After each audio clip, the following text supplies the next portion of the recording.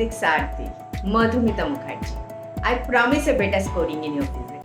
अभी मेरा question number 3 देखो, ये वाला आया था 2018 में. For a particle performing linear SHM, its average speed over one oscillation is where A equal to amplitude of SHM and N equal to frequency of oscillation. आपका option क्या दिया? ए ऑप्शन दिया 2AN, बी ऑप्शन दिया 4AN, C option 6AN and D option is 8AN. ठीक है, question समझ में आया? क्वेश्चन क्या बोल रहा है? ए particle performing linear simple harmonic motion. Linear बोले तो ऐसे मूवमेंट हो रहा है, लिनियर.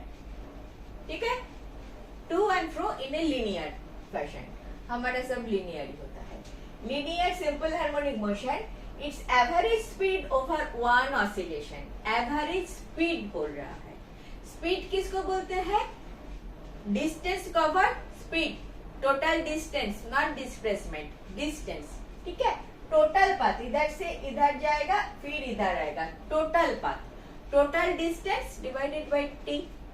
सो एवरेज स्पीड अगर पूछ रहा है तो टोटल डिस्टेंस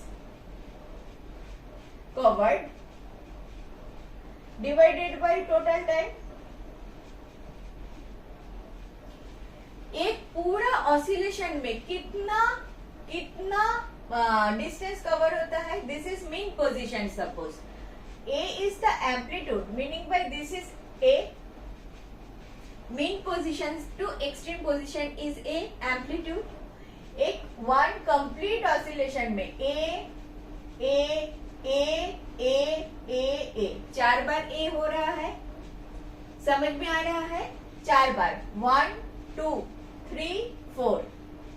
मेन पोजीशन से चालू करो, फिर मेन पोजीशन में आ जाओ तो टोटल डिस्टेंस कवर्ड हो रहा है 4A, where A equal to amplitude. A equal to amplitude आपको दे दिया. डिवाइडेड बाय टाइम चाहिए, टोटल टाइम चाहिए. एक ऑसिलेशन करने में कितना टाइम लगता है? दिस वन ऑसिलेशन इधर से गया, इधर आया, इधर आया. आप अगर सर्कल में देखोगे, सर्कल में ए वाला पार्टिकल इधर से इधर आता है तो वन कंप्लीट ऑसिलेशन होता है.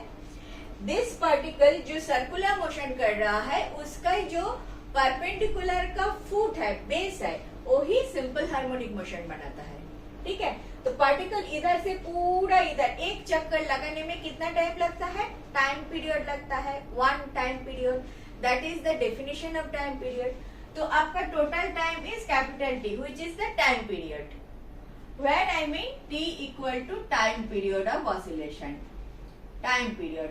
लेकिन आपको तो फ्रीक्वेंसी के टर्म में दे दिया, N equal to frequency. Now time period और फ्रीक्वेंसी में क्या रिश्ता है आपको पता है, फिर भी मैं बताऊंगी. फ्रीक्वेंसी किसको बोलते हैं? एक सेकेंड में कितने बार ऑसिलेशन हो रहा है, दैट इज कॉल्ड फ्रीक्वेंसी. ठीक है, तो एक सेकेंड में कितने बार ऑसिलेशन हो रहा है. तो if N is frequency, N equal to frequency. ये वाला जो बोल रही हूँ, आज बोल रही हूँ, हमेशा याद रखना. N ऑसिलेशंस होता है, N oscillations in 1 second, that is definition. N oscillations होता है एक सेकेंड में, that is the definition of frequency. ठीक है, तो 1 ऑसिलेशन होता है 1/n सेकेंड में. एक ऑसिलेशन 1/n सेकेंड में. एंड 1 ऑसिलेशन होने में जो टाइम लगता है उसी को ही टाइम पीरियड बोलते हैं. That itself is called T, which is time period. तो क्या मिला? 1/n इक्वल टू T मिला. सो In other words, 1/t equal to n. In other words, n into t equal to 1. Whatever way you see it. n into T equal to 1 कर लो, 1 अपन n equal to T कर लो, 1 अपन टी equal to n कर लो, आपका मर्जी जो आपको चाहिए वो कर लो। ये वाला चीज कभी मत भूलना, बहुत ही इंपॉर्टेंट है। n oscillation in 1 second, that is the definition of frequency. 1 oscillation is 1 upon n second, that is the definition of time period. एक ऑसिलेशन होने में जितना टाइम लगता है उसी को ही टाइम पीरियड बोलता है। क्लियर? तो आपका 4AN आ गया। 4AN आपका B option, B is your correct option. Clear? बिल्कुल clear. Total distance depended by total time, time को आप फ्रीक्वेंसी के टर्म में लिख दिया तो आपका आ गया 4AN। बिल्कुल क्लियर? चलो नेक्स्ट देखें। Thank you for watching. Last 20 years of questions I have solved like this. If benefited, do watch.